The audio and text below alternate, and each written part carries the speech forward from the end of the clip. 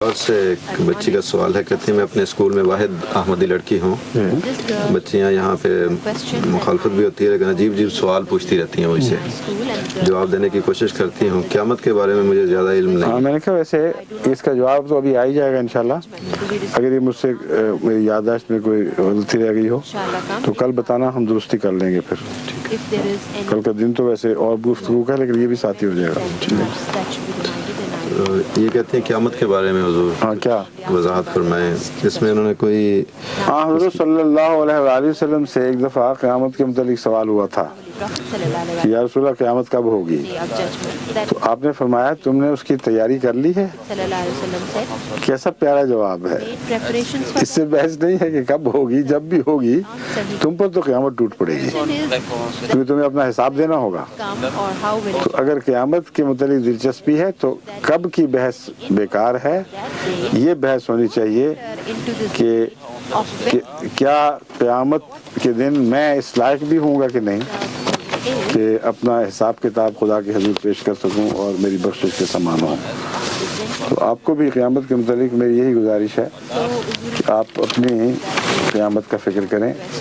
اس بڑی قیامت میں اتنی دلچسپی لینے کی آپ کو ضرورت نہیں، کیونکہ میں جانتا ہوں آپ کے ذہن میں انفرادی قیامت نہیں ہے بلکہ وہ اجتماعی قیامت کا تصور ہے، جس کے متعلق کہا جاتا ہے کہ تمام دنیا کی صف لپیٹ دی جائے گی۔ قیامت کے ضمن میں یاد رکھیں کہ دو طرح کے مضامین ملتے ہیں۔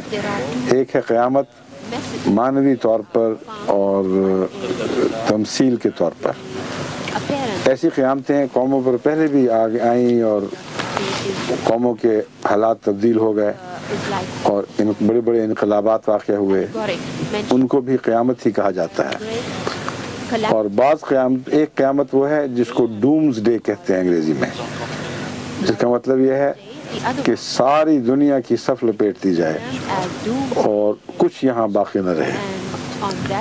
یہ جو قیامت ہے یہ بہت بعید کی بات ہے، بہت دور کا سلسلہ ہے، اور جب بھی آئے گی اشرار الناس پہ آئے گی،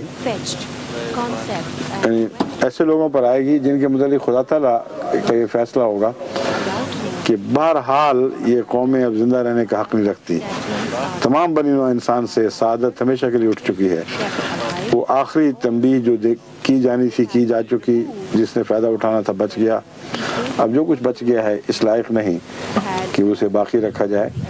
یہ وہی مضمون ہے جیسے نوح کی قوم پر ایک جزوی قیامت ٹوٹی تھی، اور خدا تعالیٰ نے حضرت نوح کو بتا دیا تھا کہ اب ان لوگوں میں کوئی بھی ایسا انسان نہیں رہے گا جو شریف ہو اور حق کو قبول کر سکے۔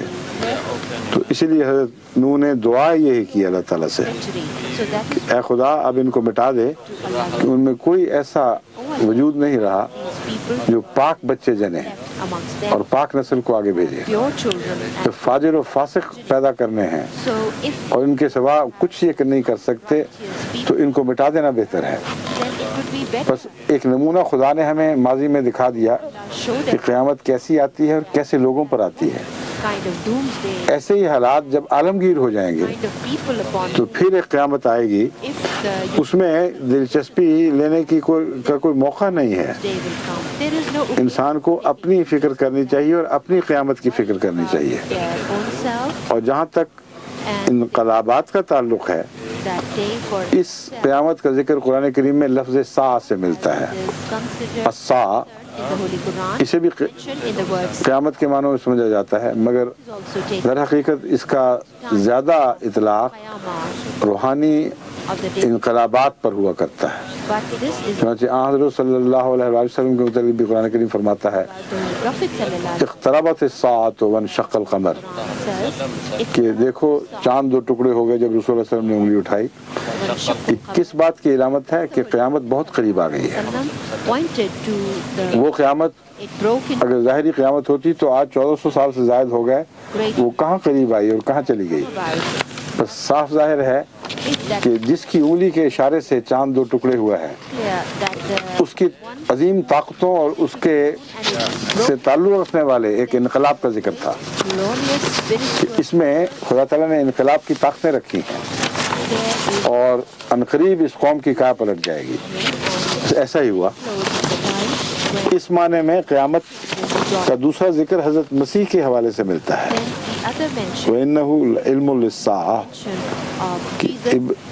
عیسیٰ علیہ السلام کے ذکر میں فرمایا کہ وہ بھی ساعت کی نشانی ہوگا.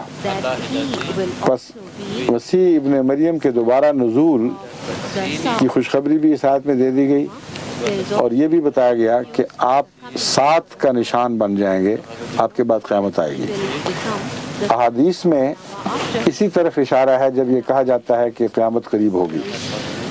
اور مولوی پوچھتے ہیں کہ اگر یہ مسیح سچا تھا, یعنی مسیح علیہ السلام, تو وہ قیامت کہاں گئی؟ تو ان کو ہم کہتے ہیں کہ تمہیں پہلی قیامت کون سی نظر آ گئی ہے؟ جو 14 سال پہلے آئی تھی, وہ دیکھ لو تو پھر دوسری قیامت دکھائیں گے. وہ روحانی اور عظیم روحانی انقلاب ہے جو آ بھی چکا اور تمہیں دکھائی نہیں دے رہا. بس مسیح سے وابستہ قیامت بھی محمد رسول اللہ علیہ وسلم سے وابستہ قیامت سے الگ نہیں, کیونکہ مسیح اپنی ذات میں کوئی قیامت نہیں لا سکتا. مسیح کی کیا مجال ہے کہ محمد رسول اللہ علیہ وسلم کی امت میں قیامت برپا کر دے؟ ہاں, وہ امت ہی کا فرد ہو, آقا سے نہیں بڑھ سکتا. بس جو بھی قیامت ہے وہ آنے والے مسیح سے وابستہ, وہ محمد رسول اللہ علیہ وسلم کی لائی ہوئی قیامت کے تابع اور اسی نہج پر ہوگی جس سے پہلے قیامت آئی تھی. بس اگر وہ قیامت آپ کے پیش نظر ہے تو اس کا میں جواب دے چکا ہوں کہ وہ اس قیامت سے مراد روحانی انقلاب ہے. قیامت اس کو کیوں کہا جاتا ہے؟ وجہ یہ ہے کہ قیامت کے دو پہلو ہیں. ایک پہلو سے قیامت موت کا اعلان کرتی ہے, سب کی صف لپیٹی جاتی ہے, سب ختم ہو جاتے ہیں. اور دوسری طرف سے سب کی زندگی کا اعلان کرتی ہے, ایک نیا روحانی انقلاب برپا ہو جاتا ہے, سور پھونکا جاتا ہے اور روحیں جاگ اٹھتی ہیں اور مردے قبروں سے نکل نکل کے باہر آتے ہیں. بس یہ وجہ ہے کہ روحانی انقلاب کو قیامت کہا جاتا ہے.